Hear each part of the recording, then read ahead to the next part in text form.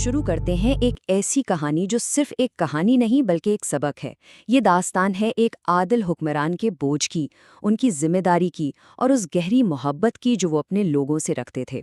ایک ایسی رات کی کہانی جس نے ہمیشہ کے لیے بتا دیا کہ اصل لیڈرشپ، اصل قیادت ہوتی کیا ہے۔ ذرا تصور کیجئے، مدینہ کی رات، گلیاں بالکل خاموش، ہر طرف ایک عجیب سا پرسکون سناٹا، دن کے شور و غل سے ایک دم الگ۔ ایسا لگ رہا ہے جیسے پورا شہر گہری نیند میں ہے۔ لیکن اس خاموشی میں ایک شخص ہے جو جاگ رہا ہے اور چل رہا ہے۔ یہ کوئی عام انسان نہیں ہے، یہ ہے اسلام کے دوسرے خلیفہ حضرت عمر ابن الخطاب رضی اللہ عنہ، اور یہ ان کی عادت تھی۔ وہ اپنی ذمہ داری کو اتنا اہم سمجھتے تھے کہ رات کے اندھیرے میں خود نکلتے تھے، گلیوں میں گھوم کر دیکھتے تھے کہ ان کی عوام، ان کے لوگ کس حال میں ہیں، کہیں کوئی ضرورت مند، کوئی تکلیف میں تو نہیں۔ تو وہ اسی طرح گشت کر رہے تھے کہ اچانک ایک آواز آتی ہے، ایک ایسی آواز جو اس رات کی خاموشی کو چیر دیتی ہے۔ یہ آواز اس پرسکون ماحول سے بالکل بھی میل نہیں کھا رہی تھی، اور سننے میں ایسی تھی کہ کوئی بھی رحم دل انسان، خاص طور پر ایک حکمران، سن کر رکنے پر مجبور ہو جائے۔ یہ آواز تھی ایک بچے کے رونے کی، لیکن یہ معمولی رونا نہیں تھا۔ اس رونے میں بھوک کی شدت تھی، ایک تکلیف تھی جو صاف محسوس ہو رہی تھی۔ حضرت عمر رضی اللہ تعالیٰ عنہ وہیں ٹھہر گئے۔ انہیں جاننا تھا کہ اس درد بھری آواز کے پیچھے کیا ماجرا ہے۔ وہ فوراً اس آواز کی طرف چل پڑے۔ ان کے ذہن میں بس ایک ہی سوال گھوم رہا تھا، میرے دور حکومت میں کون ہے ایسی تکلیف میں رات کاٹ رہا ہے؟ چلتے چلتے وہ ایک چھوٹے سے سادگی سے بنے ہوئے گھر کے پاس پہنچے۔ آواز اندر سے ہی آ رہی تھی۔ انہوں نے دروازے پر دستک دی۔ جب دروازہ کھلا اور انہوں نے اندر دیکھا تو ان کا دل کانپ گیا۔ گھر میں کھانے کو کچھ بھی نہیں تھا، کچھ بچے بھوک سے رو رو کر برا حال کر رہے تھے، اور ان کی ماں وہ چولہے کے پاس ایک برتن رکھ کر خاموش بیٹھی ہوئی تھیں۔ لیکن اس برتن میں کھانا نہیں پک رہا تھا، اس میں صرف پانی ابل رہا تھا۔ وہ بے بس ماں بس اپنے بچوں کو بہلا رہی تھیں، انہیں دلاسا دے رہی تھیں کہ بیٹا کھانا بس پکنے والا ہے، تاکہ بچے اسی امید میں انتظار کرتے کرتے تھک کر سو جائیں۔ سوچئے، یہ غربت اور مجبوری کی کیسے انتہا تھی۔ یہ منظر دیکھ کر حضرت عمر رضی اللہ عنہ پر جو بیتی نا، اسے لفظوں میں بتانا مشکل ہے۔ ان کی آنکھوں میں آنسو آ گئے۔ یہ احساس کہ ان کی حکومت میں ایک گھرانہ اس حال میں ہے، ان کے لیے ایک ناقابل برداشت بوجھ بن گیا، ایک پہاڑ جیسا بوجھ۔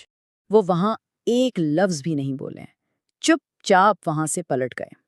کوئی وعدہ نہیں کیا، کوئی دلاسا نہیں دیا، سیدھا رخ کیا بیت المال کی طرف، یعنی پبلک ٹریجری کی طرف، کیونکہ وہ جانتے تھے کہ عمل لفظوں سے کئی زیادہ طاقتور ہوتا ہے۔ وہاں پہنچ کر انہوں نے آٹے، گھی اور کھجوروں کی ایک بھاری بوری تیار کی، اور پھر اس بوری کو کسی غلام یا مددگار کے حوالے نہیں کیا، بلکہ خود اپنے کندھوں پر اٹھا لیا۔ یہ صرف ایک آٹے کی بوری نہیں تھی، یہ اس بات کا ثبوت تھا کہ یہ بوجھ صرف غذا کا نہیں، یہ ان کی ذمہ داری کا بوجھ تھا۔ ان کے ساتھ ان کا خادم بھی تھا۔ اس نے جب دیکھا کہ امیر المومنین خود اتنا وزن اٹھا رہے ہیں تو وہ فوراً آگے بڑھا اور عرض کیا، یا امیر المومنین، یہ بوجھ مجھے دے دیں، میں اٹھا لیتا ہوں۔ اور ظاہر ہے یہ بالکل ایک مناسب اور ہمدردی بھری پیشکش تھی۔ اس پر حضرت عمر رضی اللہ عنہ نے جو جواب دیا نا، وہ تاریخ میں ہمیشہ کے لیے لکھا گیا۔ ایک ایسا جملہ جو لیڈرشپ کی اصل روح کو سامنے لے آتا ہے۔ انہوں نے اپنے خادم سے پوچھا، کیا تم قیامت کے دن میرا بوجھ اٹھا لو گے؟ مطلب بالکل صاف تھا کہ یہ آٹے کی بوری تو آسان ہے، یہ تو کوئی بھی اٹھا لے گا، لیکن میری عوام کی بھوک کا بوجھ، اس کی ذمہ داری کا بوجھ، جس کا جواب مجھے اللہ کو دینا ہے، وہ تو صرف مجھے ہی اٹھانا ہوگا۔ تو یہ جواب یہ ہمیں بتاتا ہے کہ اصل قیادت آخر ہے کیا؟ یہ صرف حکم چلانا نہیں ہے، بلکہ یہ خدمت کرنا ہے۔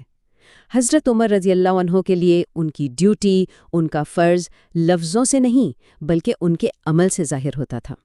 تو وہ اس بوری کو اپنے کندھوں پر اٹھائے ہوئے اس گھر واپس پہنچے، اور ان کا کام وہاں ختم نہیں ہوا۔ انہوں نے صرف سامان دے کر راستہ نہیں لیا، بلکہ وہ وہیں زمین پر بیٹھ گئے، خود چولہا جلایا اور اپنے ہاتھوں سے ان بھوکے بچوں کے لیے کھانا پکانا شروع کر دیا۔ اور پھر دیکھتے ہی دیکھتے پورا منظر بدل گیا۔ کچھ دیر پہلے جہاں بھوک سے سسکنے اور رونے کی آوازیں آ رہی تھیں، اب وہیں پر بچوں کی معصوم ہنسی گونج رہی تھی، ان کی خوشی کی آوازیں۔ بچے خوشی سے کھانا کھا رہے تھے اور ان کی ماں وہ بس حیرانی اور شکر گزاری کے جذبات سے انہیں دیکھے جا رہی تھی۔ اس کے لیے یقین کرنا مشکل تھا کہ وقت کا خلیفہ خود ان کے لیے زمین پر بیٹھ کر کھانا پکا رہا ہے۔ جب بچے پیٹ بھر کر سکون سے سو گئے تو حضرت عمر رضی اللہ عنہ کچھ دیر تک وہیں خاموشی سے بیٹھے ان کے چہروں کو دیکھتے رہے۔ اب ان کے چہرے پر ایک اطمینان تھا، ایک سکون تھا، اور وہ دل ہی دل میں اللہ کا شکر ادا کر رہے تھے کہ اس نے انہیں اپنی ایک ذمہ داری پوری کرنے کی توفیق دی۔ تو اس پوری کہانی کا جو نچوڑ ہے، جو سب سے اہم سبق ہے، وہ یہی ہے کہ ایک سچا لیڈر، ایک حقیقی رہنما، وہ نہیں جو صرف تاج پہن کر تخت پر بیٹھے، بلکہ وہ ہے جو نیچے اتر کر اپنے لوگوں کا خادم بنے، ان کے دکھ درد میں ان کا ساتھی بنے۔ یہ کہانی اپنے پیچھے ایک بہت اہم سوال چھوڑ جاتی ہے، ایک ایسا سوال جو ہمیشہ زندہ رہے گا کہ قیادت یعنی لیڈرشپ کیا یہ صرف ایک پوسٹ ہے، ایک عہدہ ہے، یا پھر یہ ایک ایسی بھاری ذمہ داری ہے جس کا بوجھ لیڈر کو خود اپنے کندھوں پر اٹھانا پڑتا ہے؟ اور یہ سوال آج بھی اتنا ہی اہم ہے کہ آج کے دور میں ہم اپنے لیڈرز میں کیسی لیڈرشپ دیکھنا چاہتے ہیں۔